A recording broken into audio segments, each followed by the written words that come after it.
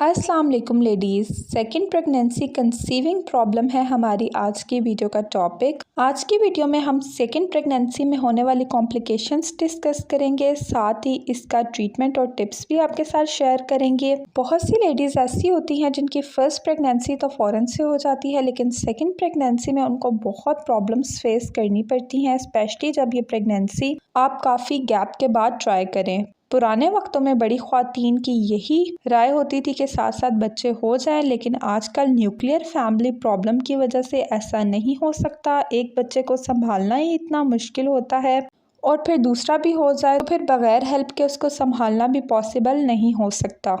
ये बात माइंड में रखें कि अगर आपको सेकंड बेबी करना है तो उसके लिए एक हेल्दी गैप रखें, ज़्यादा से ज़्यादा 3 इयर्स, क्योंकि इसके बाद बहुत ज़्यादा कॉम्प्लिकेशंस आ जाती हैं। अब यहाँ पर हम डिफरेंट कॉम्प्लिकेशंस डिस्कस कर लेते हैं कि सेकंड प्रेगनेंसी में डिले की कौन कौन सी कॉम्प्लिकेशंस हो सकती हैं।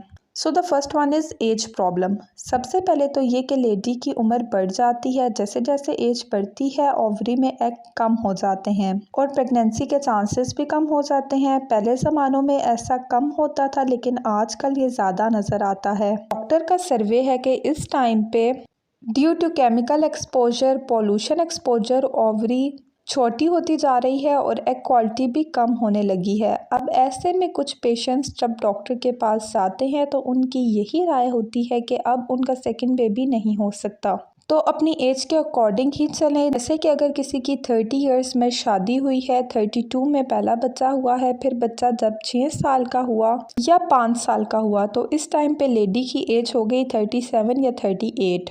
तो इस टाइम पे कंसीविंग के चांसेस बहुत ज़्यादा कम हो जाते हैं, क्योंकि ओवरी में एग बहुत कम हो जाते हैं। तो इस मामले में एज भी बहुत ज़्यादा मैटर करती है। दूसरी चीज़ जो देखने में आती है वो है लो एग क्वांटिटी। अब कुछ लोग ऐसे भी आते हैं जिनकी एज कम होने के बावजूद भी एग कम है। इसकी वजह फर्स्ट प्रेगनेंसी के बाद ज़्यादा गैप होता है या फिर उनका प्रेगनेंसी के बाद वेट बहुत ज़्यादा गेन हो जाता है। वेट की वजह से ये भी देखने में आता है कि पहले तो उनको इरेगुलर पीरियड्स नहीं होते थे, लेकिन वेट गेन हो जाने की वजह से उनको पीरियड्स की प्रॉब्लम स्टार्ट हो गई, साथ ही साथ उनका वेट भी गेन हो गया। तो इससे एग क्वालिटी और क्वांटिटी दोनों चीज़ें कम हो जाती हैं, तो ये चीज़ भी बहुत ज़्यादा मैटर करती है।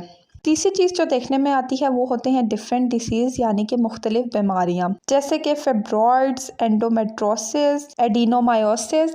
ये भी मुख्तलिफ किस्म की बीमारियां हैं और ये भी प्रेगनेंसी में डिले होने की वजह हो सकती हैं। ये बीमारियां बहुत लंबे गैप की वजह से होती हैं, क्योंकि बहुत लंबे गैप की वजह से ख्वातीन की यूट्रस में अक्सर रसोली पैदा हो जाती है और ये बात साइंटिफिकली प्रूव है, इसकी साइंटिफिक बेस भी है। जैसे पहले एक बच्चा होता था, फिर ख्वातीन उसको फीड करवाती थी तो उसको काफ़ी हद तक पीरियड्स नहीं आते थे, तो ऐसे पीरियड्स ना आने की वजह से 2 इयर्स का नेचुरली गैप हो जाता था। लेकिन आजकल माएँ बच्चों को अपना दूध नहीं देती और उसकी वजह से पीरियड्स रिज्यूम हो जाते हैं और डिलीवरी के बाद ज़्यादा पीरियड्स की वजह से यूट्रस को बहुत ज़्यादा क्वांटिटी में एस्ट्रोजन मिलती है, तो उसमें रसोली होने का बहुत ख़तरा होता है। तो जो पेशेंट्स बहुत ज़्यादा गैप के बाद आते हैं तो उनकी ओवरी में डॉक्टर्स को ज़रूर कुछ ना कुछ पैथोलॉजी ज़रूर मिलती है।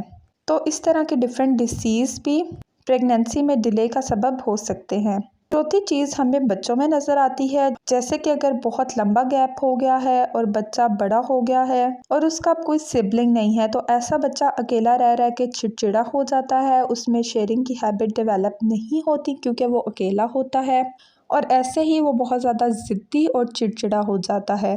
तो ये एक बच्चे के लिए भी बहुत ज़्यादा ख़तरनाक बात है। आपको डॉक्टर्स यही कहते हैं कि आपको ज़्यादा से ज़्यादा 3 साल का गैप करना चाहिए, इससे ज़्यादा का गैप नहीं करना चाहिए, क्योंकि 3 साल तक आपका पहला बच्चा भी थोड़ा समझदार हो जाता है और तब तक उसके साथ खेलने वाला दूसरा बेबी भी आ जाता है, उसका सिबलिंग आ जाता है। तो जिन बच्चों के बहन भाई नहीं होते उनमें बहुत सारी कमी देखने में आती है। पांचवी चीज़, यूट्रस में इन्फेक्शन भी हो सकता है। कुछ ख्वातीन को यूराइनरी इन्फेक्शन होता है जिसे हम यूटीआई यानी कि यूराइनरी ट्रैक्ट इन्फेक्शन भी कहते हैं, और वो खुद ही इसका इलाज करती रहती हैं, दवाइयाँ खाती रहती हैं और डॉक्टर के पास नहीं जाती और कहती हैं ये तो खुद ही ठीक हो जाएगा। तो आपको ऐसा बिल्कुल भी नहीं करना चाहिए। अगर आपको अपने डिस्चार्ज में यीस्ट इन्फेक्शन फील हो, आपको थिक डिस्चार्ज हो, आपको फ़ौरन से डॉक्टर को चेक करवाना चाहिए, क्योंकि जब ये इन्फेक्शन फैलता है तो ये आपकी ट्यूब्स को ब्लॉक भी कर देता है और इससे आपकी फर्टिलिटी बहुत ज़्यादा अफेक्ट होती है। अब हम आपको कुछ टिप्स देंगे और बताएंगे कि इसको आप कैसे मैनेज कर सकती हैं। सबसे पहले तो मैं बहनों से यही कहना चाहूँगी कि अपनी शादी में ताख़ीर मत करें, क्योंकि शादी में ताख़ीर की वजह से भी आपको कंसीविंग प्रॉब्लम हो सकती हैं। आप उस तरह कंसीव नहीं कर पाती जैसे आप अपनी 20s में कर सकती हैं। आफ्टर 30 तो ऐसे भी कंसीविंग बहुत मुश्किल से होती है। तो बच्चियों और बच्चों दोनों की शादी एक अप्रोप्रिएट एज में कर देनी चाहिए। सेकंड, मैं यही कहूँगी कि अगर आपकी एज 35 से ऊपर है और एक बेबी है, प्रॉब्लम हो सकती हैं। आप उस तरह कंसीव नहीं कर पाती जैसे आप अपनी 20s में कर सकती हैं। आफ्टर 30 तो ऐसे भी कंसीविंग बहुत मुश्किल से होती है। तो बच्चियों और बच्चों दोनों की शादी एक अप्रोप्रिएट एज में कर देनी चाहिए।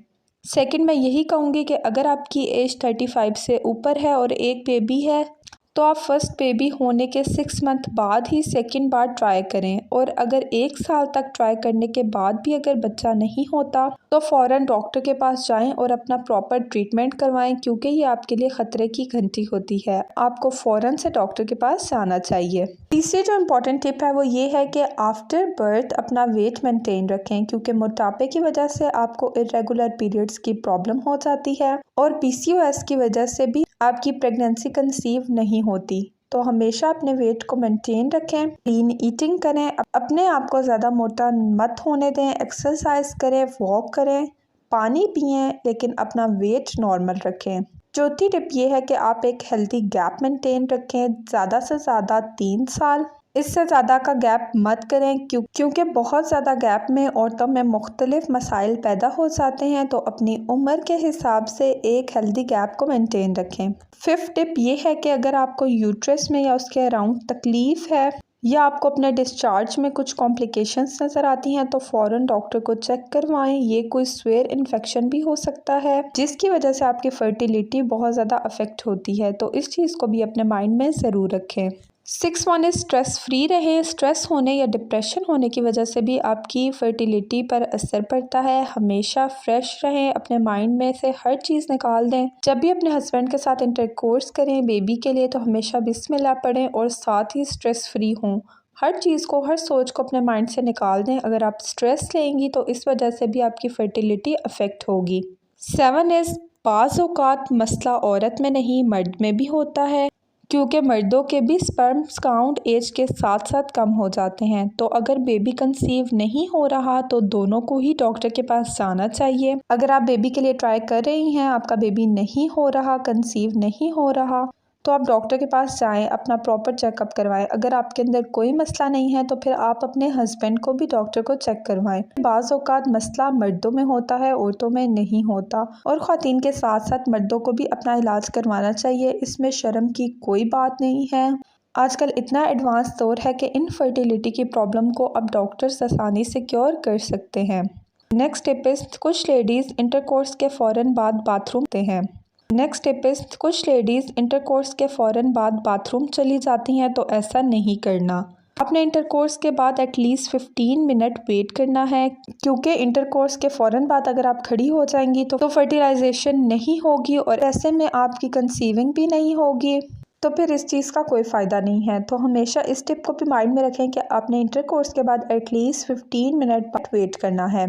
नेक्स्ट टिप ये है कि नींद की कमी का भी फर्टिलिटी पर बहुत ज़्यादा असर होता है और इसकी वजह से ओवुलेशन साइकिल डिस्टर्ब होता है, और सेम यही चीज़ मर्दों के लिए भी है। उनकी नींद पर जब असर पड़ता है तो उनका स्पर्म काउंट कम हो जाता है और इसकी वजह से प्रॉपर फर्टिलाइजेशन नहीं होती और लेडी को कंसीविंग भी नहीं होती।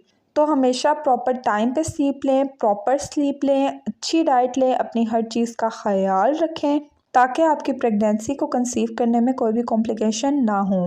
लास्ट और बहुत इंपॉर्टेंट टिप ये है कि आपका लाइफस्टाइल भी बहुत ज़्यादा मैटर करता है, जैसे सिगरेट नोशी, मंशियात की वजह से ख़वातीन की फर्टिलिटी पर बहुत ज़्यादा असर पड़ता है। जो ख़वातीन हुक्का पीती हैं या इस तरह की कोई भी चीज़ करती हैं, इस चीज़ का फर्टिलिटी पर बहुत ज़्यादा असर पड़ता है।